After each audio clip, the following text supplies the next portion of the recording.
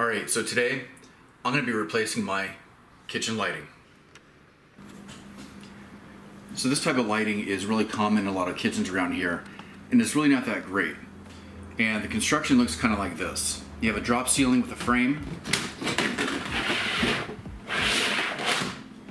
and most of them have fluorescent light fixtures in here. And whoever did this one didn't do a very good job because it's not even stable to the ceiling. Our fixture stopped working recently, so instead of replacing the ballast or replacing this fixture, we're going to gut all this and put new lighting right in there. Oh, there goes the yucky stuff, and it fell. Ew.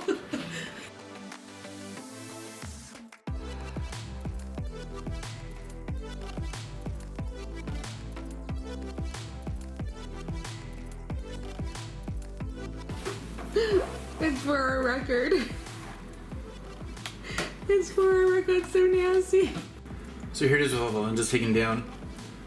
I have two fluorescent fixtures in this area, and this frame looks like it's held into place with just some nails that go through the frame here, probably into a hopefully a piece of wood that's holding that up. So I need to pull all those nails out, and I should be able to remove the entire frame.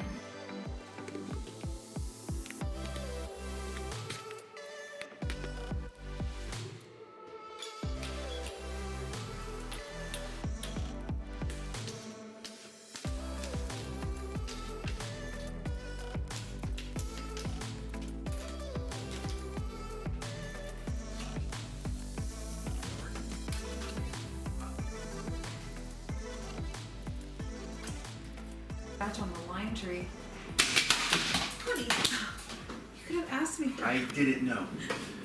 So I got the frame off. It came out pretty easily. I just lost track of how many nails were actually nailed into the frame around, and as I was taking the last nail out, the whole thing kind of came down on me. So luckily enough, my head wasn't underneath any of the bars, but it's a really lightweight aluminum frame anyways. It wasn't that big of a deal, but it did pull off some of the paint that I wasn't looking forward to, but I'm gonna have to do some patching anyway, so it's not that big of a deal. Now that I'm looking at the ceiling area a little bit more, I see that there's gonna be a lot more patchwork than I thought there was gonna be, mainly because whoever finished this to begin with knew that that frame and the lenses would be covering up a lot of the area. So it looks like they didn't think they had to do as good of a job to cover things up, which now I'm gonna have to, because the light fixtures I'm gonna use to replace these are a lot thinner. They're about the same length, but they're not as wide, which means more of the ceiling here is going to be exposed since we're leaving this open. We're not putting another frame and other lenses over it. So I'm gonna have to do quite a bit of patchwork here. But before I do that, I need to take down these lighting fixtures.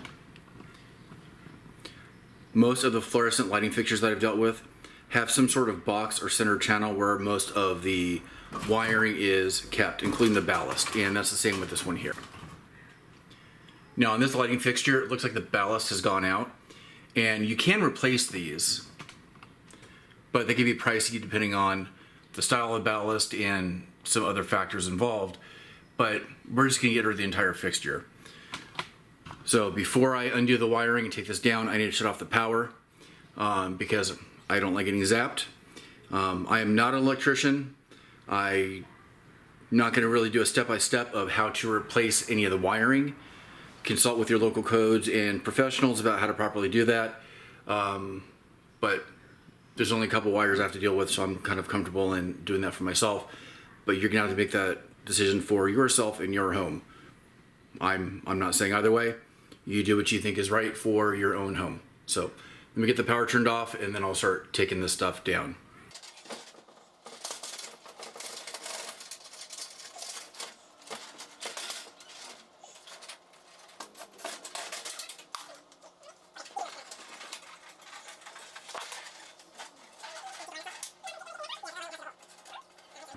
Finally got the fixtures off, and they were a little bit of a pain, mainly because they were held on by these. Some flathead screws, about this long, and I'm not even sure what they're screwed into. They are screwed into something threaded, but these are a pain, and the fact that these screws are used kind of dates how old this thing is.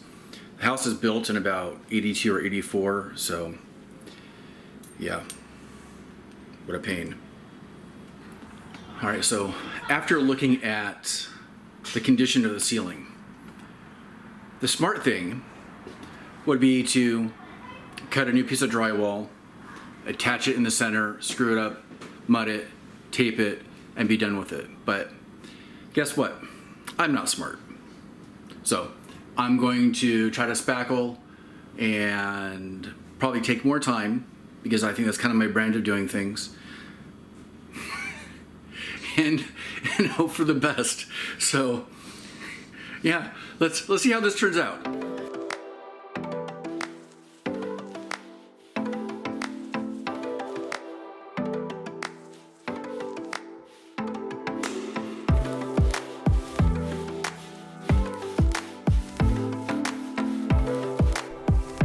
For lighting, we chose to go with these two 48-inch LED lighting fixtures from Lowe's.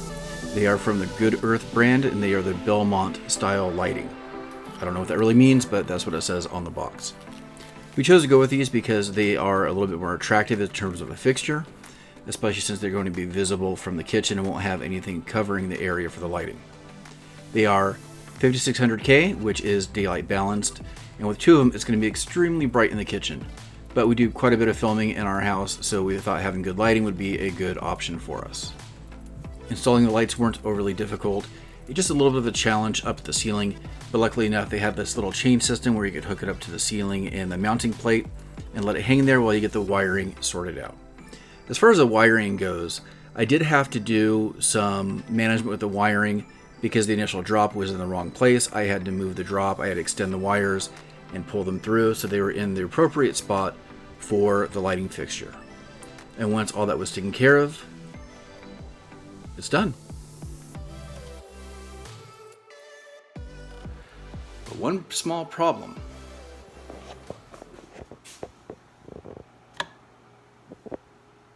They don't work. I have a wiring problem somewhere and I gotta trace it back, and I'm not happy, so another fail. So I fixed my wiring problem. Wasn't too big of a deal, wasn't anything dangerous or anything, just something I had to adjust. And now we have light. The LEDs in the room are pretty bright. Almost too bright. A little bit better with a diffuser on it. Now the one last thing I have to do is change out the standard switch for a dimmer. That way I have a little bit more control about how much light we have in this room. Alright, so that wraps up this build. I still have to install a dimmer, which I'm going to be doing at a later time, and also going to be adding some trim around the lighting area, which will probably be posted in a social media update sometime in the future. But I also want to thank all of you for watching, especially for making it this far in the video. This video is part of the Making Geeks podcast, Make 30 and 30. We're Donovan from Once Upon a Workbench and Wes from Geeksmithing, and myself are trying to make as many videos as we can in the month of June. So make sure that you check out their channels, follow, subscribe, and to mine as well, to see what everybody's up to. They're doing some really cool things on their channel, and I highly recommend you go check them out. I think you'll like it.